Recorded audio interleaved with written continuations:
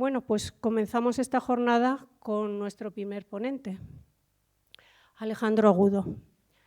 Alejandro es licenciado en Ciencias Físicas por la Universidad Complutense de Madrid. Aunque la física en cuanto a ciencia siempre ha viajado con él, su trabajo como profesión ha sido la de informático durante 31 años en IBM España. Desde hace 12 investiga y divulga el fenómeno de las experiencias cercanas a la muerte.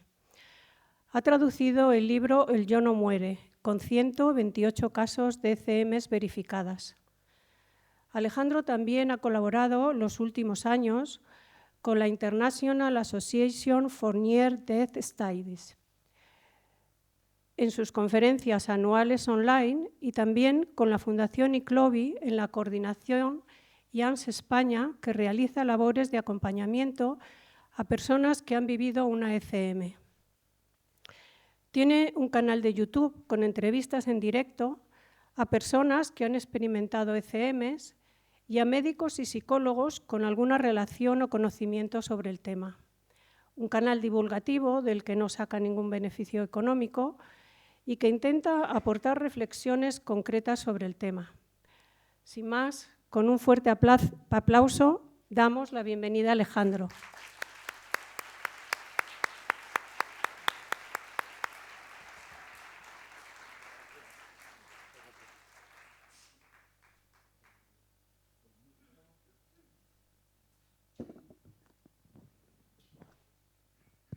Bueno, muchísimas gracias. ¿Se oye? Sí. Pues muchísimas gracias, María, muchísimas gracias, Lola, muchísimas gracias, Juanma y Bernardo y todos los que habéis estado organizando este encuentro. Bueno, yo he preparado una charla, una presentación. Yo lo primero que tengo que decir es que no he tenido una ECM, efectivamente, como habéis dicho. Yo me dedico a estudiarlas un poco así desde fuera del bosque. Y he preparado esta charla con el título las ECMs llaman a la puerta. A ver, llaman a la puerta, llevan 50 años llamando a la puerta las ECMs. Sabéis que este año se cumplen los 50 años de la publicación del Vida después de la vida de Raymond Moody, año 75. O sea que llevan ya medio siglo las ECMs llamando a la puerta.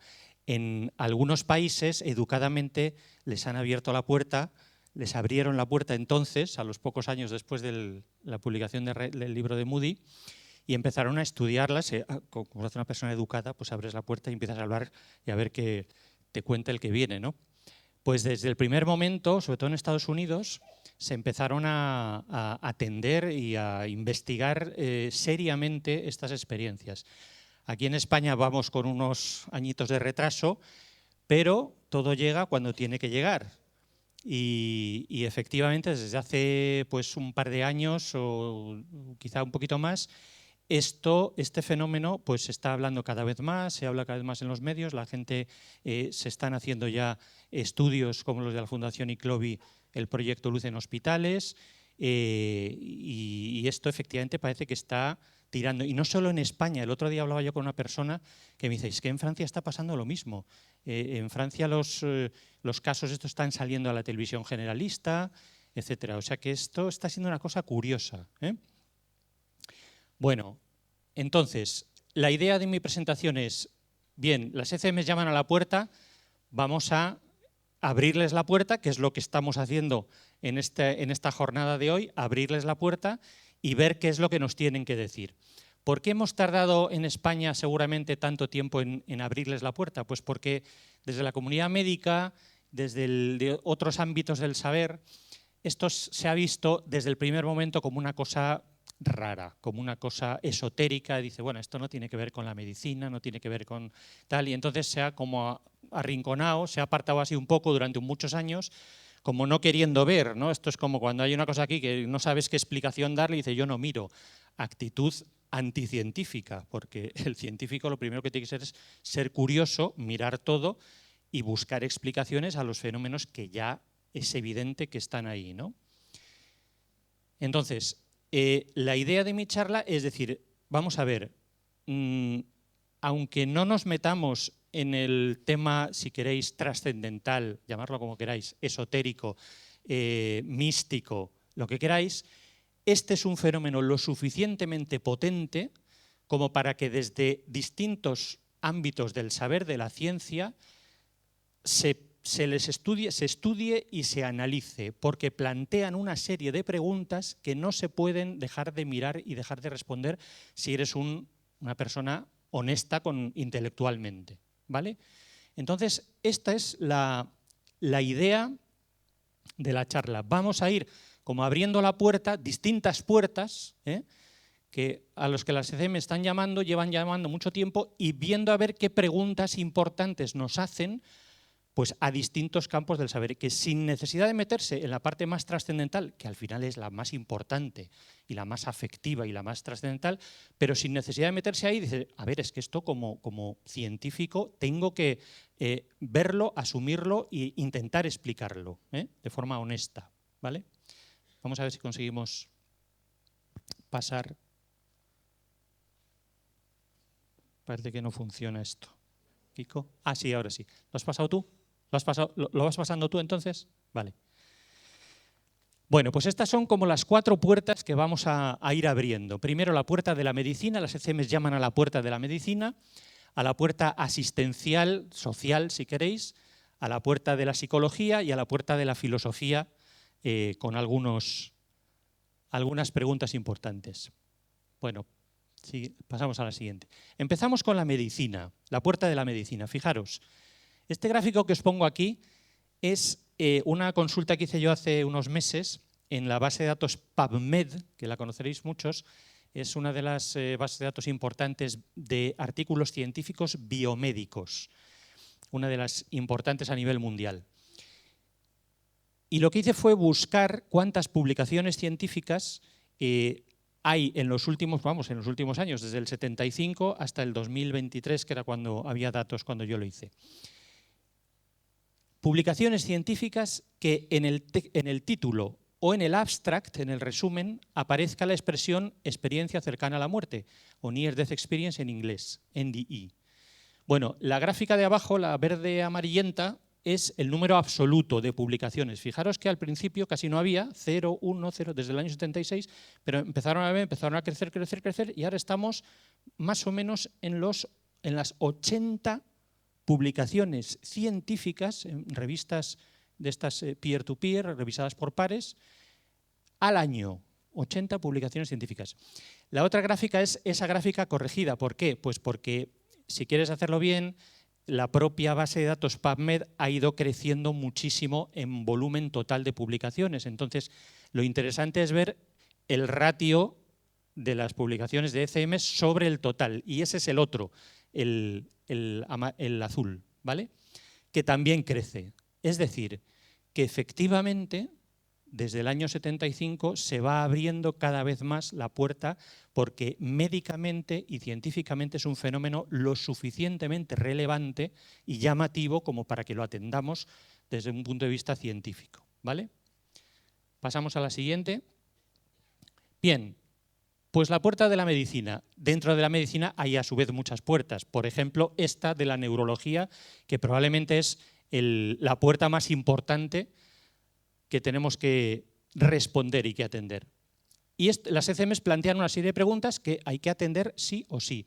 La primera es la más gorda y la más importante. ¿Dónde reside la consciencia y la memoria?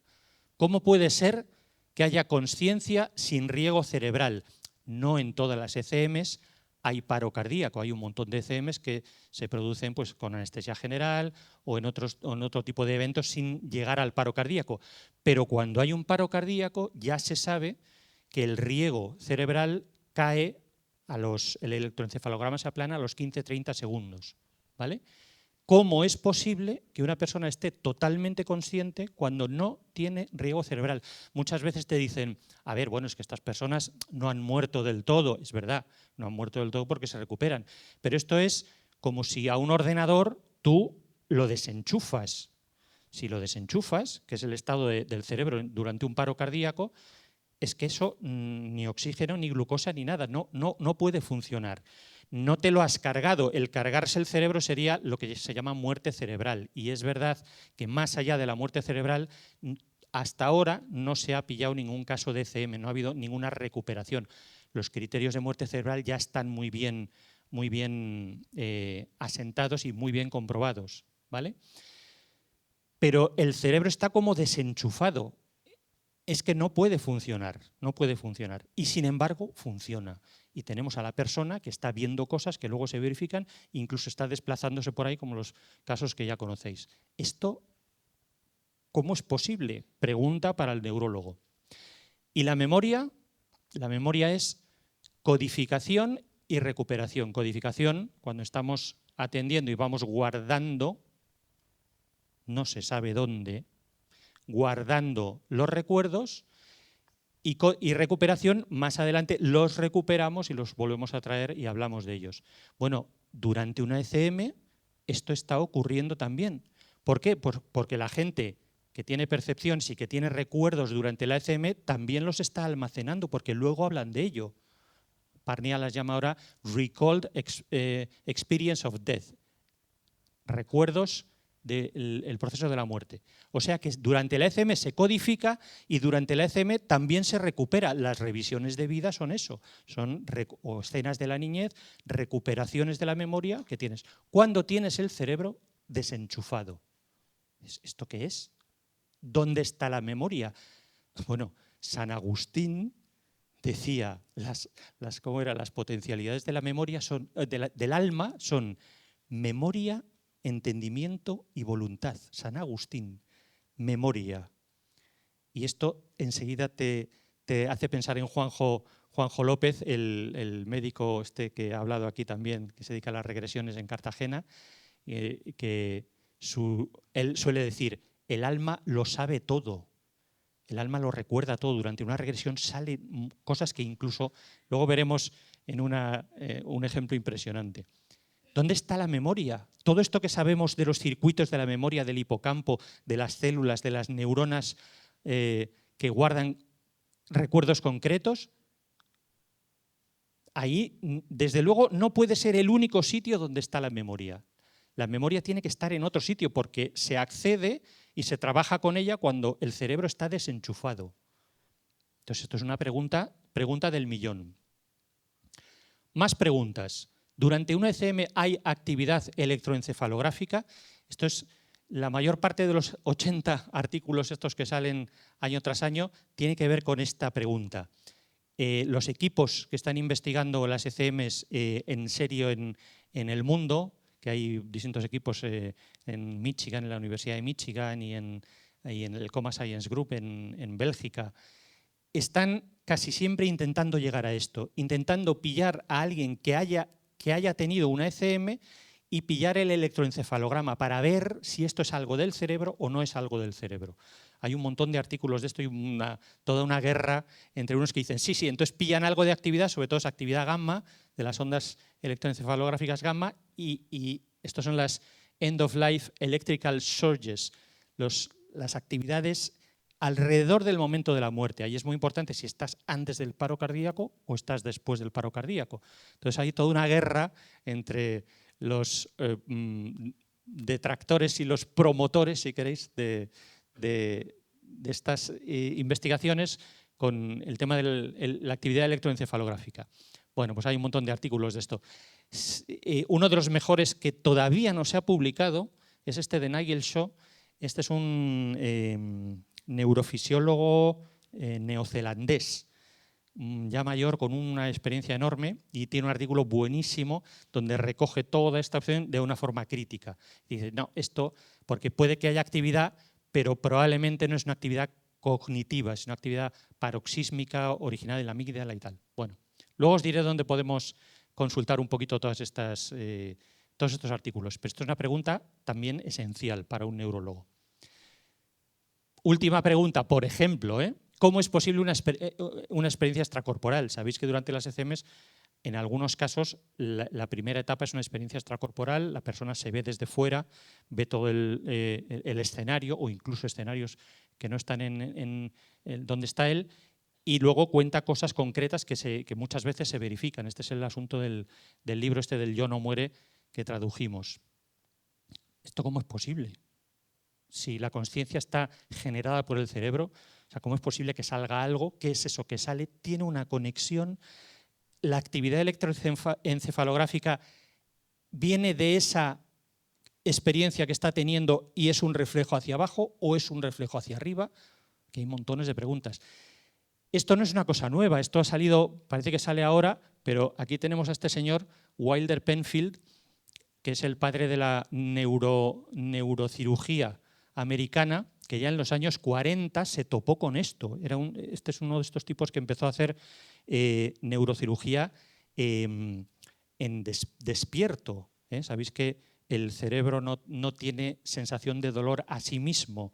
Entonces, esta persona, para intentar curar a enfermos de epilepsia muy graves, pues lo que hacía era operarles estando ellos despiertos. Entonces le ponía una anestesia general, anestesia local, perdón, accedía al cerebro e iba tocando, estimulando en distintos puntos y le preguntaba a la persona que qué iba sintiendo, qué iba sintiendo. Y en algunas zonas las personas tenían unas experiencias brutales. O sea, empezaban a recordar cosas de la niñez que no se acordaban, empezaban a tener casi experiencias místicas, empezaban a sentirse como fuera del cuerpo, no sabía si estaban realmente o no estaban realmente. Esto, hay un neurocirujano español ahora canario que le habréis visto, ¿cómo se llama? Jesús Martín Fernández, me parece que se llama, que ha escrito un libro también porque está haciendo exactamente lo mismo que hizo este hombre en los años 40, con muchos más medios ahora, y también se ha topado con alguna persona que ha tenido una experiencia extracorporal al estimular determinadas zonas muy concretas. Este lo hace para intentar quitar tumores, intentar no meterse en zonas muy sensibles del cerebro de la persona, ¿no? Bueno, esto también muchas veces se pone como argumento como para intentar invalidar las ECMs, es decir, ves, si yo toco en un sitio, ves, estoy provocando esto es una cosa del cerebro. Bueno, esto es un argumento que no prueba nada, que es lo que os pongo aquí, aquí al final. El poder provocar una percepción concreta no implica que todas estas percepciones sean ilusorias. Es decir, si viene aquí este Wilder Penfield y me consigue estimular una zona del cerebro y yo veo aquí un botijo flotando, eso no quiere decir que yo todos los botijos que veo en mi vida sean ilusorios, sean una alucinación. No. Eso lo que quiere decir es que no siempre que veo un botijo son botijos reales. Vale, estamos de acuerdo. Pero desde luego no siempre que yo veo un botijo es una alucinación. Esto se usa, este argumento se usa en este sentido. Vale, tú me puedes estimular, hacerme creer, engañar a mi cerebro haciendo que yo veo algo, pero cuando yo veo eso por otros medios no significa que eso sea mentira. Bien, pasamos a la siguiente. Otra puerta, otra especialidad médica a la que llaman las ECMs planteando montones de preguntas, la anestesiología. Pues esto no os lo voy a contar yo, el interés que tiene para la anestesiología, sino que os lo va a contar este señor, George Masur, que es un anestesiólogo de la Universidad de Michigan, que precisamente además es una persona que es un científico que tiene una concepción, digamos, materialista, si queréis, o que van persiguiendo la explicación fisiológica de las ECMs, ¿vale? Y él tiene este artículo que tenéis aquí, Consciousness and the Dying Brain, súper interesante, del que os voy a leer algunos parrafitos. Pues son como 5 párrafos, una cosa así. Y dice él: la cuestión de si el cerebro moribundo tiene capacidad de consciencia es importante y relevante para la práctica científica y clínica de los anestesiólogos. Dice, en primer lugar, los equipos de anestesiología suelen ser llamados para ayudar a tratar paradas cardíacas intrahospitalarias. ¿Son capaces los pacientes en parada cardíaca de experimentar acontecimientos relacionados con la reanimación? Ya sabemos que sí, pero es una buena pregunta. ¿Podemos saber si están experimentando experiencias conectadas o desconectadas por ejemplo, experiencias cercanas a la muerte.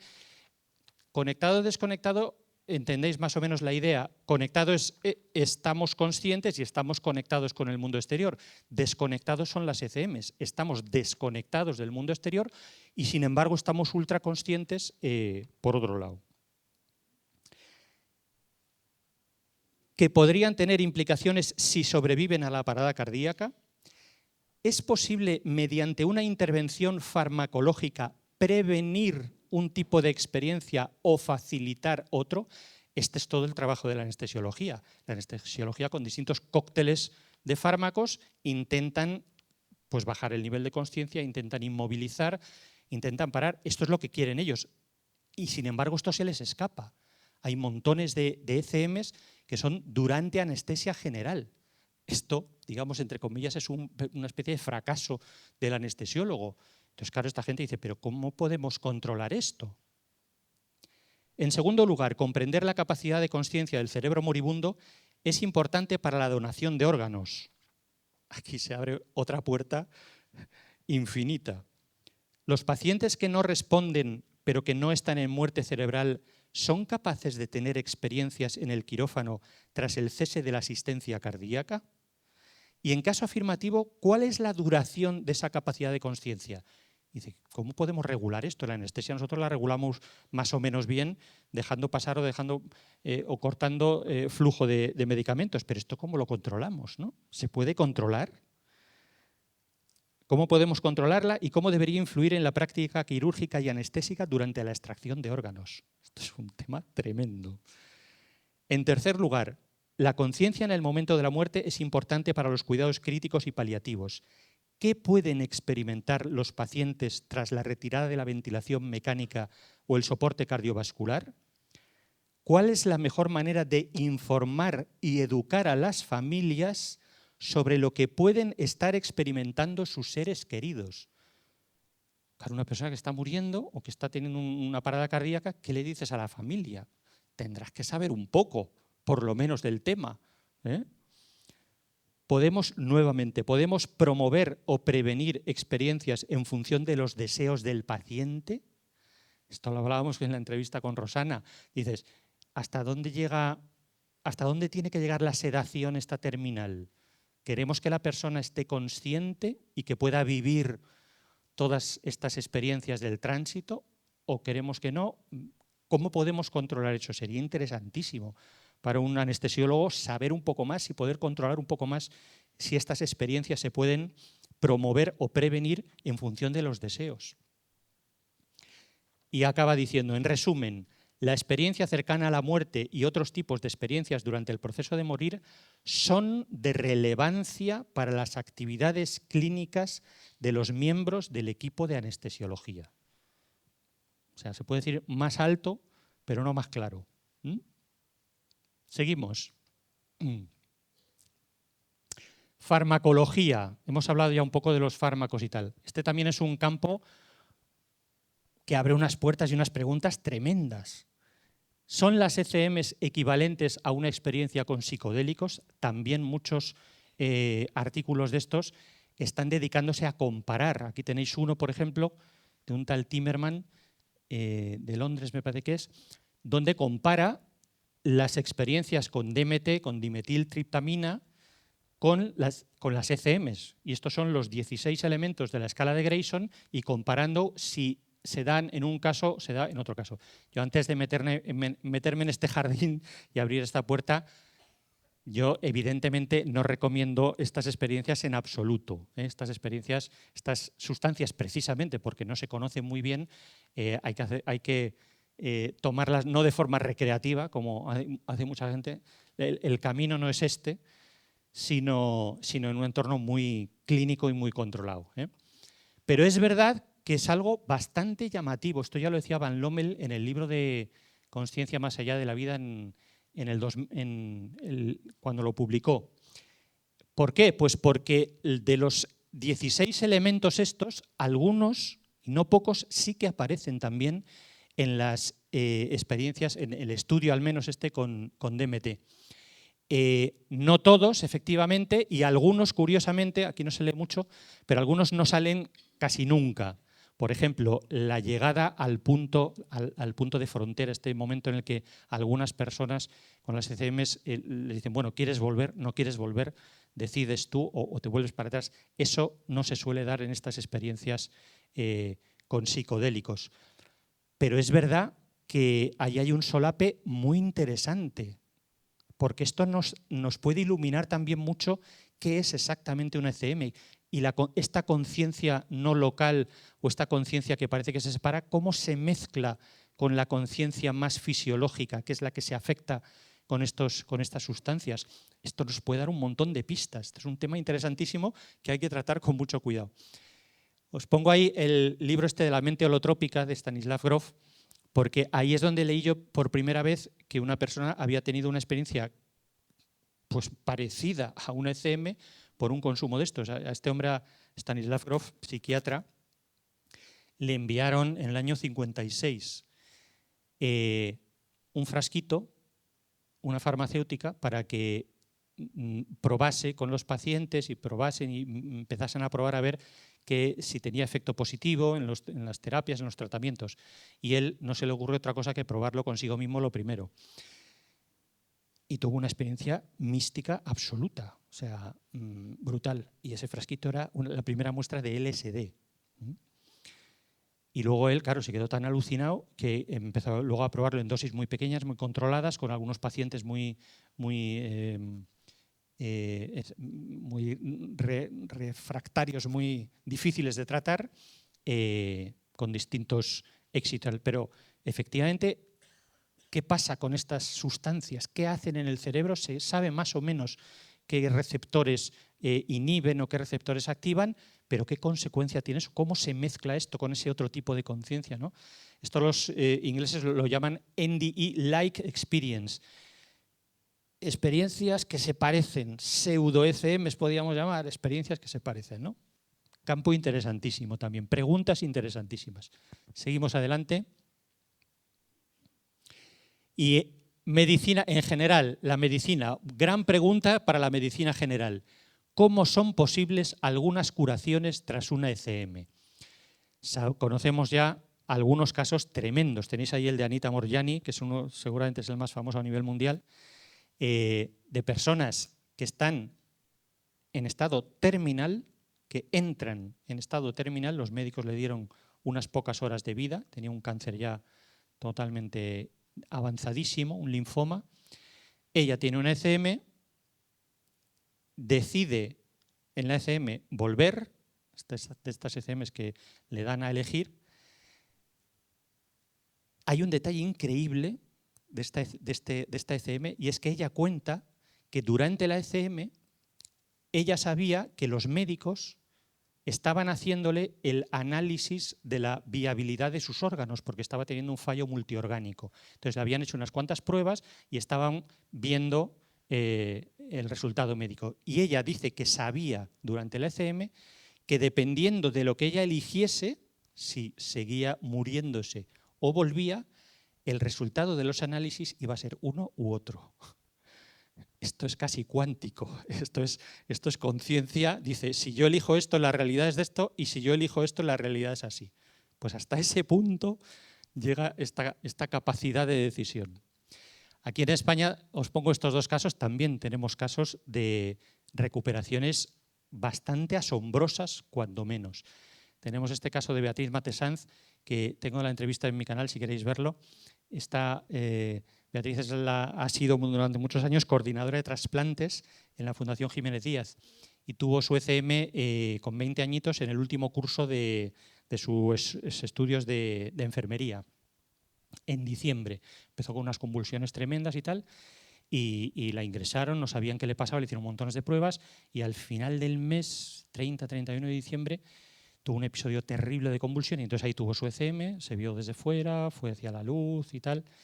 Y a la vuelta se quedó tetrapléjica, o sea, no podía moverse de cuello para abajo.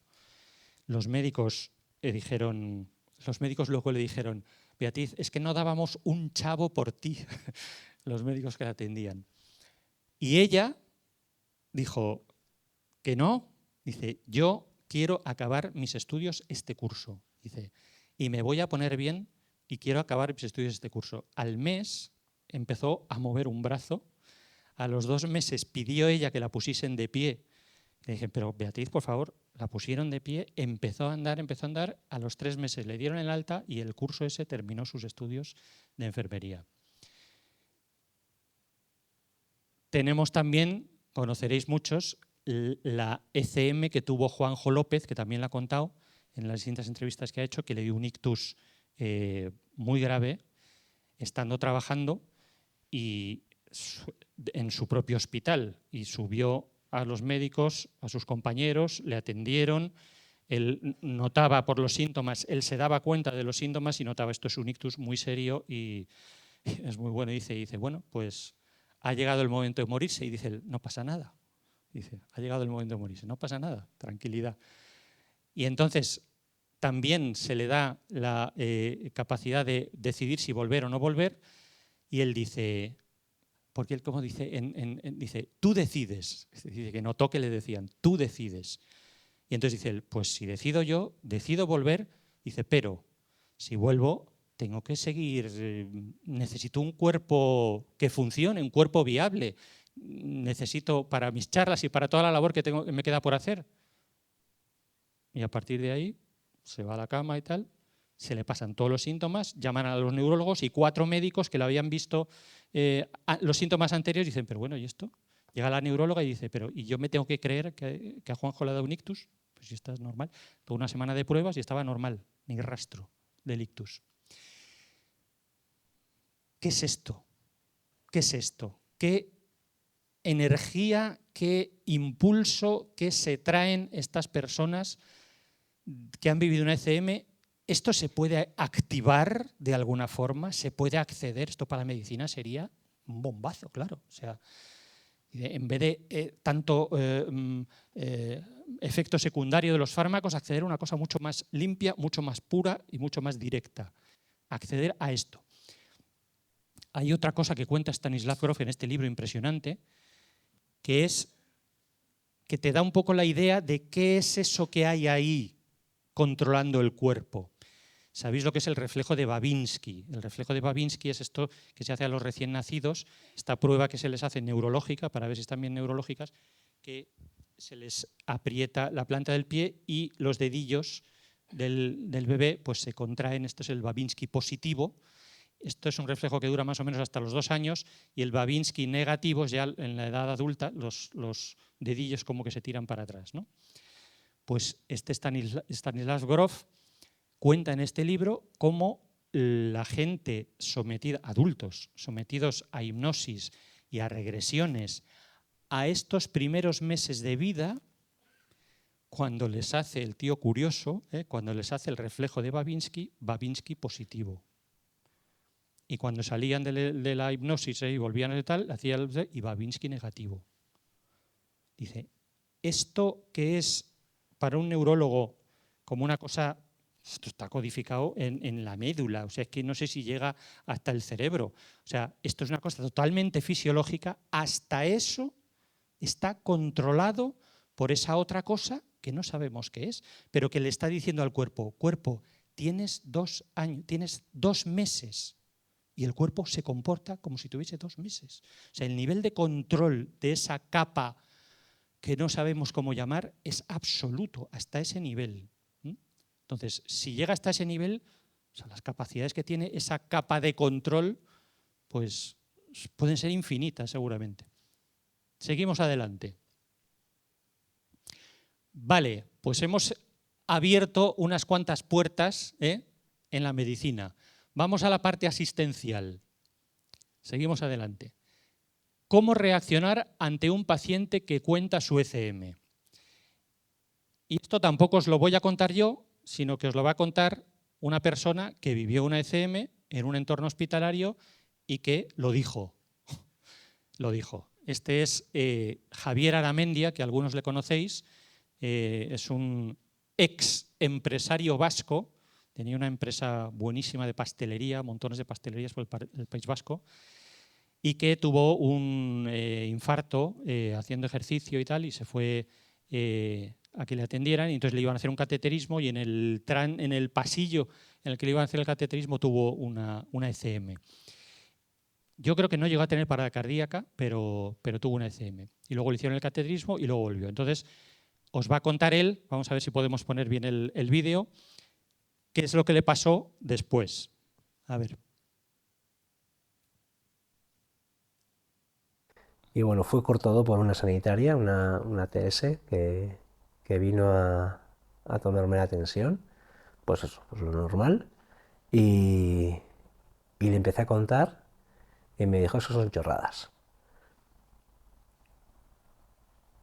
Y creo que le contesté mal. Dijo, chorradas las tuyas, algo así le dije, ¿no? O sea, creo que le contesté mal. Y lo que sí hizo fue el que yo me metiera en mi pensamiento y en mis vivencias y las viviera como si fuera un tabú, ¿no? O sea, calladito, muy calladito durante muchos años. Y, esto, soy rarito, pero voy a callar, ¿no? Esto para mí, yo vivo a mi nueva vida como desde la conciencia, vamos a decir, pero esta persona, no, es un comentario tonto, ¿no? Pero te jode, te jode. Y, y a mí, ahí sí que me haría falta a mí, pues eso, me hubiera hecho falta, pues, alguien que hubiera podido tirar del hilo, ¿no? Y sí me hubiera gustado el tener todo escrito y el tenerlo todo en carne viva y en ese momento que estás ahí con toda la herida abierta, el poder tener a alguien que me escuchara, que me creyera y que pudiera escribir o que me invitara a que escribiera yo todo lo que había vivido, que es lo que no pasó. Pues no estaría de más que los profesionales sanitarios al menos supiesen lo que es esto, ¿eh? No te digo yo que crean en el más allá, no se trata de eso. Se trata de saber lo que es esto, saber qué puede pasar, saber que te puedes encontrar una persona que te lo cuenta y tener unas ideicas así claras en la cabeza de cómo reaccionar, ¿vale? Seguimos adelante. Esto está muy bien contado y os invito a que os lo descarguéis también. Este número, este es un número que sacó en el 2021 la Universidad Johns Hopkins precisamente sobre cuidado sanitario después de una ECM. Es un folleto que tiene varios testimonios de varias personas, algunos tremendos. Hay uno de una enfermera, además, que tuvo una ECM con mucho contenido religioso, vio a Jesús, etcétera. Y lo mismo que Javier Aramendia, se le ocurrió contárselo al médico. Y resultó que el médico pues, era un ateo recalcitrante y tal. Y dijo, psiquiatría, directo. Psiquiatría, directo. La mandó al pabellón de psiquiatría, ella seguía hablando de su ECM y cuanto más hablaba de la ECM, más medicación le metían. Lo cuenta ella, hasta que ella se dio cuenta de que hasta que no dejase de hablar de la ECM no iba a salir de allí. Era una madre con 2 hijos y efectivamente dejó de hablar de la ECM y efectivamente la dejaron salir. Esta ya está mucho mejor. Y la dejaron salir, etcétera y tal. Es algo brutal.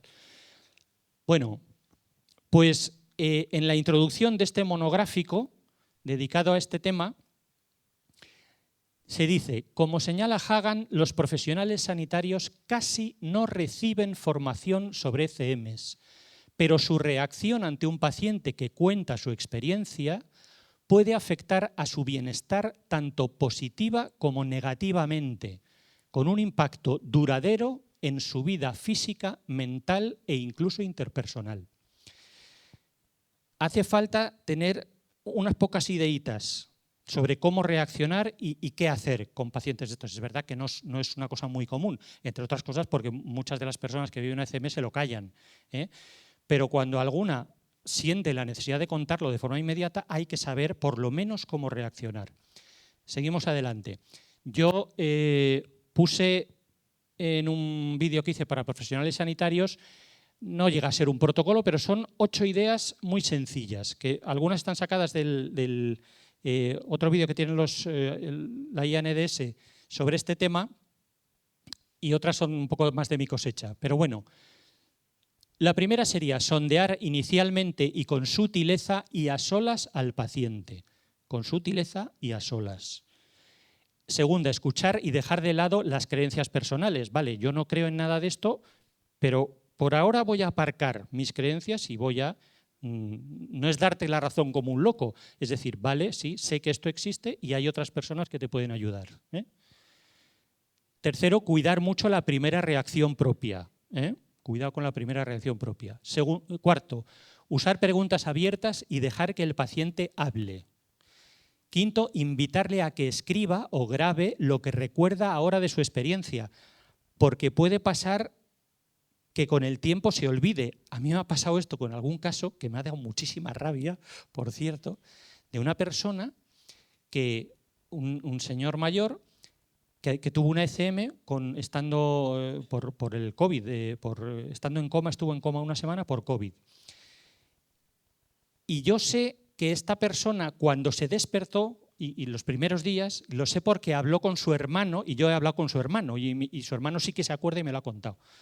Y una de las cosas, la primera conversación que tuvo con su hermano, le dijo, por cierto, ¿y cuándo me pensabais decir que el primo no sé cuántos ha muerto? Que efectivamente había muerto también en esa semana de coma, pero no se lo habían dicho y habían quedado los hermanos en decir, no se lo vamos a decir para no angustiarle más y todo eso. Y entonces su hermano al teléfono se quedó a cuadros y dice, yo que no supe cómo responder, o sea, y lo negué, dice, no, pero ¿qué dices? Pero si no se ha muerto, hombre, pero si no, que sí, que sé que se ha muerto. Bueno, pues esta persona que vivió esta ECM, con los meses fue olvidando esa reacción y todo lo que vivió en su ECM, lo cual es una lástima. Pero por eso es importante que en el momento en el que él empieza a recordar, o invitarle a que escriba, como dice Javier Aramendia, invitarle a que escriba o que grabe lo que recuerda de su experiencia, ¿vale? Tranquilizar con información al paciente y a la familia. Esto lo dice Bruce Grayson también en su vídeo. Tranquilizar con información, darle algo. Es decir, no, tú tranquilo, tranquilo. No. Decirle, a ver, la idea fundamental es decir, esto no es un problema psiquiátrico, no tienes un problema cerebral después de la parada cardíaca y tal. No, esto es algo que pasa y tal. Este es el mensaje inicial. Al paciente y a la familia. ¿Por qué? Pues porque a veces tú consigues que el paciente se vaya tranquilo a su casa, pero llega a su casa y le sacuden por todos lados. El hermano, la pareja, el cuñado y tal, y eso son chorradas, eso no sé qué. Y dice, no, habla con la familia y explícales también. Es decir, que sepan que esto no es un problema mental, ¿vale?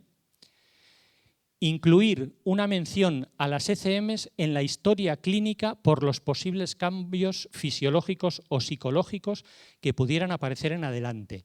Ya se sabe que las ECMs producen un cambio psicológico muy importante y eso convendría ponerlo. Pero es que a veces también hay cambios fisiológicos. Esto no está muy estudiado, no hay muchos artículos científicos sobre este tema, pero sí que se ha comentado muchas veces en libros de divulgación, en distintos libros de divulgación, en algunos otros textos.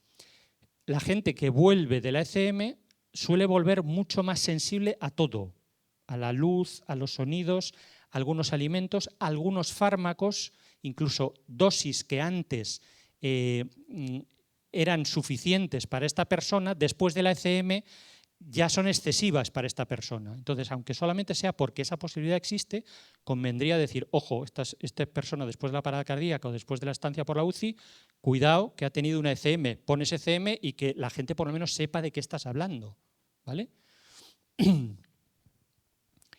Y por último, me voy a poner las gafas que si no, no veo.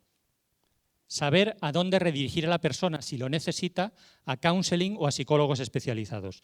Es decir, vale, yo he tenido esta primera reacción, te he tratado así y ahora vas a hablar con el psicólogo del hospital que sabe un poco más, se supone sabe un poco más de qué va este tema y él que te podrá orientar y decir o recomendarte tal y aclararte un poco más las cosas.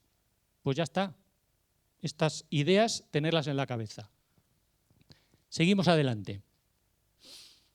A la psicología La puerta de la psicología. Vamos a abrir la puerta de la psicología a ver qué preguntas nos hacen las ECMs ahí.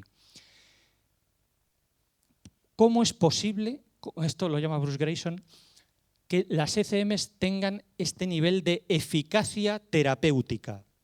Esto lo cuenta él en el libro este de Después de la muerte, que os voy a leer un parrafito corto de lo que dice él. Como psiquiatra sé bien lo difícil que puede ser ayudar a la gente a incorporar un mínimo cambio en su forma de vida, algo que a menudo requiere semanas, meses o años de intenso trabajo. Sin embargo, estas personas afirmaban que las ECM les habían cambiado la vida en cuestión de segundos. ¿Dónde está la tecla mágica de las ECMs? ¿Por qué? ¿Cómo es posible que una experiencia de segundos, unos pocos minutos, cambie la vida de una forma tan radical y tan brusca? ¿Qué es exactamente una revisión de vida? Esto es una de las cosas que también más impacto tiene en las personas que viven una ECM. Esto de la revisión de vida es un elemento que no aparece mucho, ando por el 20-25%, no todo el mundo tiene estas revisiones de vida, pero las personas que lo tienen realmente tienen un impacto brutal en su vida. Y os voy a leer aquí también un caso que pone Bruce Greyson en Después de la muerte, de hasta dónde puede llegar una revisión de vida durante una ECM. Mucha gente dice que las revisiones de vida, dices, hombre, esto es normal, en un momento de crisis pues tienes ahí algún fogonazo de la infancia y dices, claro, esto, dices, no. Esto es muchísimo más que un fogonazo de la infancia. Y vamos a ver hasta dónde puede llegar una cosa de estas. En este libro Bruce Greyson cuenta el caso de un tipo llamado Tom Sawyer, como el personaje que todavía vive, yo creo, y tuvo una ECM porque tuvo un accidente tremendo. Era un tipo que se dedicaba al mantenimiento de carreteras y tenía una camioneta y estaba arreglando su propia camioneta, así tumbado por abajo, y falló el asfalto, se hundió el asfalto y le aplastó el pecho y salió vivo de milagro. Tuvo una ECM muy intensa y durante la ECM tuvo una revisión de vida. Y entonces, en la revisión de vida, revive un episodio de su juventud, cuando tenía 19 años, que iba también con una camioneta y que le salió un tipo entre dos coches, le dio un golpe, le atropelló, el otro bajó, el otro se acercó, le dio una galleta y entonces él se bajó y le dio una paliza bestial al atropellado. Luego se metió en se cabreó, se metió y se largó. Bueno, pues os leo la revisión de vida de este tipo, son 2 párrafos. ¿Cómo lo cuenta él en primera persona? Dice, y ahora, está hablando de su ECM y dice, y ahora la revisión de vida. Siento de nuevo la descarga de adrenalina que me sale de dentro. Siento la sensación de hormigueo en las manos, la calidez de mi cara que se pone roja. Puedo sentir la rabia que me da que ese idiota haya violado mi tranquilidad, la búsqueda de la felicidad. No había visto a ese hombre antes ni volví a verlo después del altercado. Pero en la revisión de vida pude saber que había bebido y que estaba muy triste porque su esposa había fallecido. En mi recorrido vital vi el taburete del bar donde se tomaba las copas. Vi el camino que recorrió por la calle 1,5 manzanas antes de salir disparado por detrás de aquel vehículo y ponerse delante de mi camioneta. También vi cómo el puño de Tom venía directo hacia mi cara y sentí la indignación, la rabia, la vergüenza, la frustración, el dolor físico. Sentí cómo se me clavaban los dientes en el labio inferior. En otras palabras, estaba dentro del cuerpo de aquel hombre, viéndolo todo a través de sus ojos. Experimenté toda la relación entre aquel tipo y yo. De verdad, yo estaba dentro de los ojos de aquel hombre y por primera vez vi no solo qué aspecto tenía un Tom enfurecido, sino también lo que hacía sentir. Experimenté el dolor físico, la degradación, la vergüenza, la humillación y la impotencia de que te vapulearan de aquella manera. esto no son fogonazos de la infancia, ni muchísimo menos. Esto abre una cantidad de preguntas brutales. Es decir, cuando estamos en ese estado de la ECM, un estado expandido de conciencia, ¿cómo es posible que accedamos a los recuerdos también de otra persona? Está metido en la otra persona, está viendo su vida. Es como si en ese estado se difuminan las fronteras entre uno y otro. Esto se ha dicho muchas veces, todos somos uno y todas esas cosas. Pues sí, pero hasta ese punto. Es que soy capaz de revivir ya no lo mío, sino lo de otras personas que tienen que ver conmigo. Esto es algo brutal. Esto, claro, tiene una eficacia terapéutica. ¿Se puede acceder a esto? ¿Se puede usar esto como herramienta terapéutica? Otra pregunta. ¿Dónde residen nuestros problemas? ¿Esto por qué lo digo? Hay uno de los casos, que ya hemos hablado de él, el caso famoso de los 22 dígitos, que conoceréis algunos. Una señora, uno de los casos estos del yo no muere, que entró en la UCI neurológica, esto lo ha contado la enfermera que la atendió, está por ahí el vídeo de la enfermera, que en un momento determinado estaba en la UCI neurológica, tiene una parada cardíaca, la llevan a la sala de reanimación, la reaniman, ella tiene una experiencia extracorporal desde allí y resulta que era una persona que tenía este trastorno compulsivo de leer todo, de leer cachitos, de leer no sé qué, de leer no sé cuántos, de leer el título de la tienda, de leer. Y resulta que cuando está en su experiencia extracorporal, pegada al techo, ve que en la parte de arriba de un cacharro como de 2 metros está la placa, el número de serie del cacharro, 12 dígitos. Y como no tiene nada mejor que hacer, pues le sale su obsesión y se pone a leerlo y a memorizarlo. Lo lee y lo memoriza. La recuperan, vuelve y cuando se recupera le dice enseguida a la enfermera, Norma Bow se llama la enfermera, le cuenta, sí, además estuve ahí y tal, y apunta, los 12 dígitos que me los aprendí, tal. La señora dice, usted tranquila señora, recupérese, sí, yo lo apunto, lo apunta y se olvida y lo mete en un cajón y ya está. Y resultó que 3 o 4 días después se tenía que llevar el cacharro de la sala de reanimación, vino el de mantenimiento, cogió una escalera, se subió y entonces la enfermera se acuerda, ¡ay, un momento! Entonces saca los 12 dígitos clavados. Esto, por eso está en el libro, es una comprobación objetiva de la ECM, pero lo interesante de esto también es que esta señora, estando en ese otro estado no fisiológico, sigue teniendo su manía de leerlo todo. Es decir, ¿dónde están nuestros problemas? ¿Están aquí o están en esa otra cosa? ¿O están en los dos? ¿O qué pasa aquí? Esto es un camino, una puerta interesantísima para investigar. Ya sabemos que toda la psiquiatría y la medicina psiquiátrica en gran parte lo que hace es tapar los síntomas, los ansiolíticos, los antidepresivos. Los problemas seguramente están en esa otra cosa. Nuevamente, hablando de Juanjo, el secreto está en el alma, como dice su primer libro. Pues seguramente los problemas no están aquí, están en ese otro sitio, ¿no? Por último, para un psicólogo, ¿cómo ayudar mejor a digerir una ECM? Ya hemos visto que la digestión de las ECMs es larga y pesada. De las ECMs normales, porque de las ECMs negativas no os quiero decir. Esa sí que tiene que ser la repera.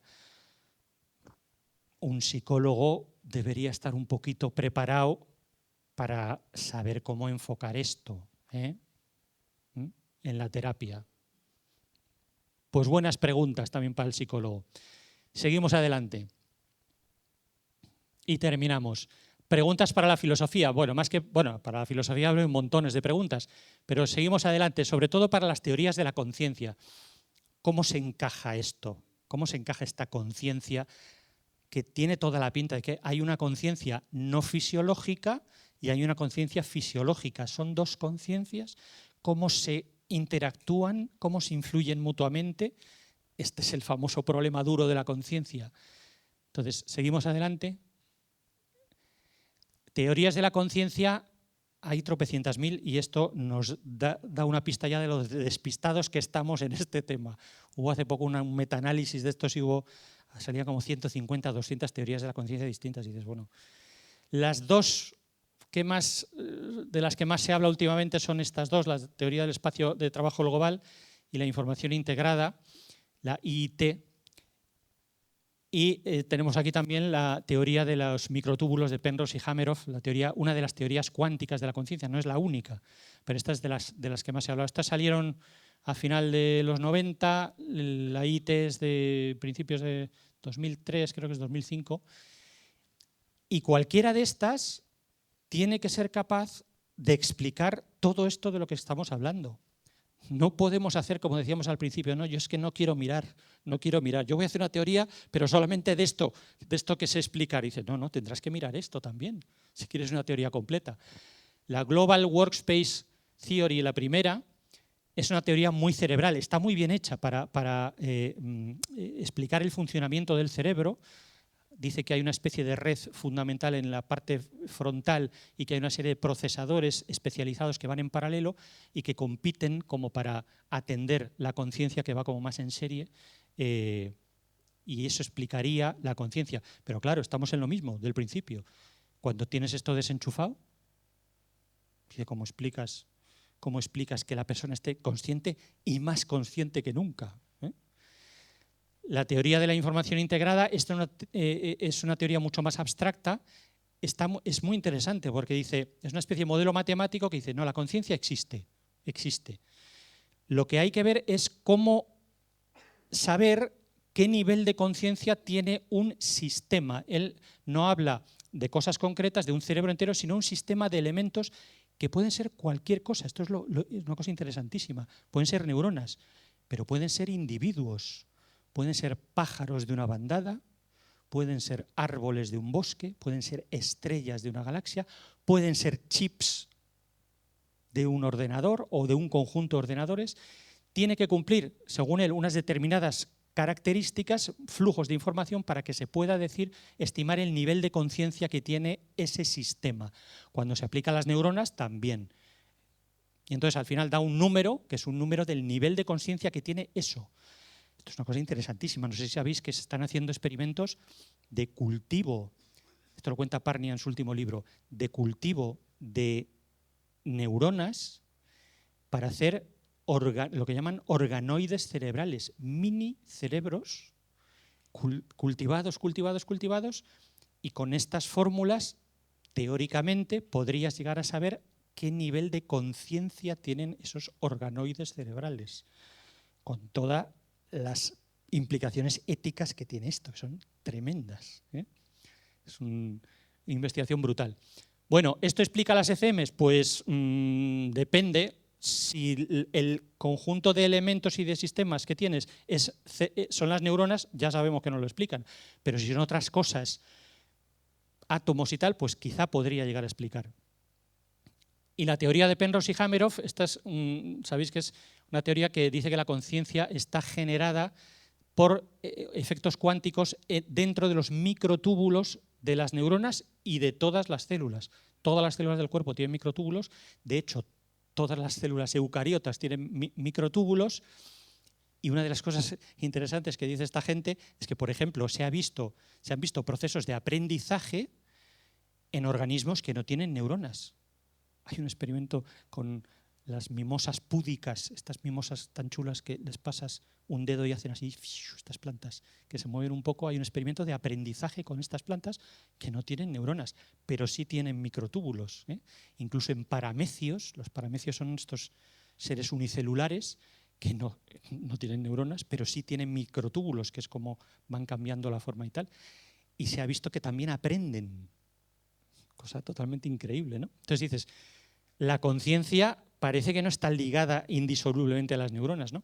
Entonces, gracias a que se apoyan en la cuántica, pues pueden apelar a algún efecto cuántico que la conciencia sigue manteniéndose cuando el cerebro se para, ¿no? Entonces, estas sí podrían explicar el asunto de las ECMs, ¿no? Y muchísimas más. Bueno, seguimos. Pues hemos abierto, adelante, pasamos. Pues hemos abierto unas cuantas puertas, hay un montón, pero hay puertas más que de sobra para atender este problema, este fenómeno, desde el punto de vista científico, médico, filosófico, etc. acabo con 2 cosas nada más.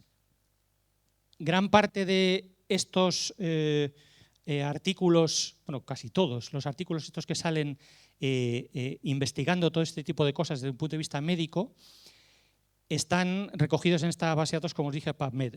Estamos desde hace unos meses, unas cuantas personas, lanzando una web para acercar un poco más al público de habla hispana toda esta investigación que se lleva haciendo años y que sale siempre en inglés, en las revistas especializadas.